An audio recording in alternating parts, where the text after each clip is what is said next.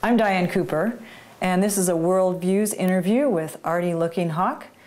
Artie, you've been down in Peru to this gathering of the eagle and the condor, bridging the Americas, and how was that for you? It was one of the most life-changing experiences I've had in my life. There was, in addition to natives from this continent, from Alaska, from Hopi land, from the Southwest and different parts of this country, there were elders from pretty much all over the world there, Germany, Japan, in addition to Mexico and South America. And it was so powerful to sit in a circle with all of these indigenous people, all having the same thoughts in their mind about reuniting the family of man as brothers. So it was really powerful. What is being said about the eagle of North America and the condor of South America? There's a prophecy that... Yeah, there's a prophecy that when the two birds that were once brothers and parted company fly again, there'll be changes on the planet. And changes positive ways, planetary changes, changes in hopefully the governments and the world, and just more reuniting the spirit that we're all related, and related through flying in the same world together with the eagle and the condor. Was there an optimistic feeling about this?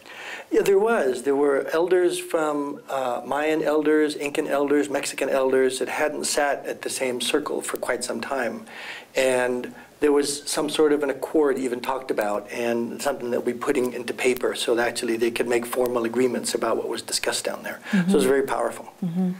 And this was your first trip out of the country, is that right? My first trip out of the country. I'd been to Mexico and to Canada several times, but really my first trip as a journey and as a light worker and a carrier of the energy of peace and love around the planet. So it was really powerful.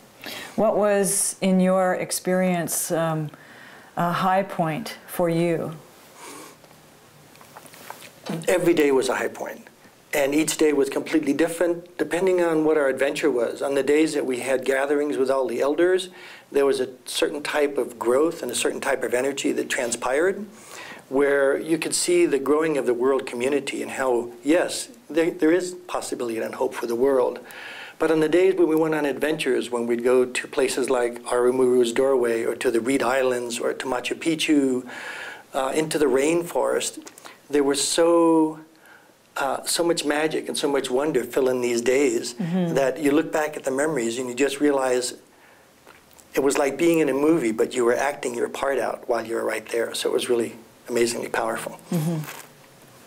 Yeah, I guess, you know, when you're also, it's like visual candy. You're looking at things that you have never seen before, and the impression and impact of that is just amazing. And then the Peruvian people, you told me just a little bit earlier, they're very welcoming, and that was my experience as well. Yeah, they're just such beautiful people. Even though they knew, everyone that we visited knew we were part of the group, they would just open their homes up to us. If we would be passing by a family, someone that was part of the group knew someone there, they would just come in, sit with us, have some food with us, have a drink with us, and very hospitable. And just to see how open they were, where elders would get up to have other people sit down just so this new group would come in. Just beautiful people, really beautiful people. And you've danced in Earth Dance many years, and also Sundance many years. How does this experience impact those experiences as you consider maybe dancing in the future, and then who you are today? The Earth Dance and the Sundance are ceremonies that are 4-day ceremonies where we fast and we drink very little liquids. And during those ceremonies, your focus is pretty much inward. You're just connecting yourself to the energies of the Mother and to Spirit above you. So you're more on a personal journey when you're doing the ceremonies, which is the way it should be. You shouldn't be outward at all when you're doing the ceremonies. But when we travel, it's totally the opposite. You're just totally immersed in all of the sounds and the tastes and the smells and just the energy wherever you go.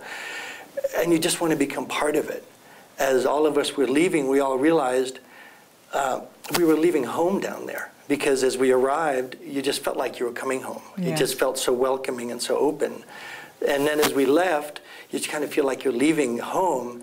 So we're already thinking, myself personally and the group, about when's it going to be our next journey back down there. Oh, yeah, yeah. So that's good.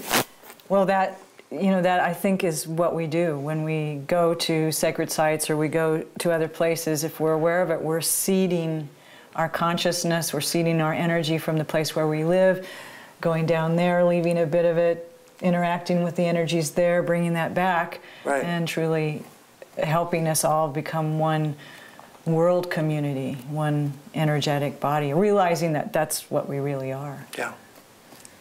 So where do you see yourself going from here? Back to Peru. Soon, probably within a year or so, back to Peru.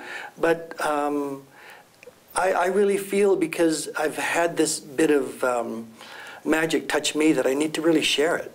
Mm-hmm. So part of the message that I'm bringing back and carrying with myself is that everyone that crosses my path, I'm going to share with them what spirits let me carry from there. Mm-hmm. Lots of really good stuff. And being part of this larger world community, we realize that we are all related. Even though people are different colors and different races and different religions, we're all part of this world community. And if we want the world to be a better place, it has to start with each of us, as just looking at each other as a relative. And it'll change the world. Thanks, Artie. Thank you. Now, Artie, you are a light worker in a real active way here where you live.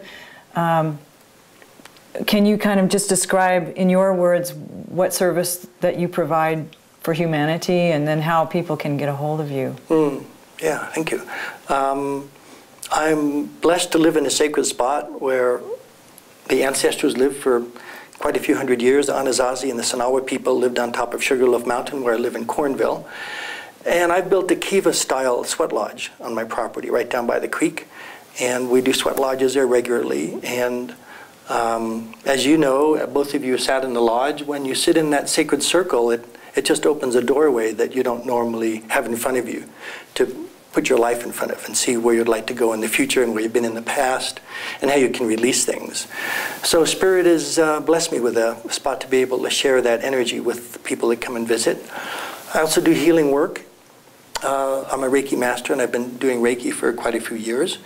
And I basically just listen to the message that Spirit gives me every morning, and that's how I live my day-to-day life. Mm-hmm. And if people would like to contact me, my email is roaringbirdsedona@yahoo.com. And thank you again.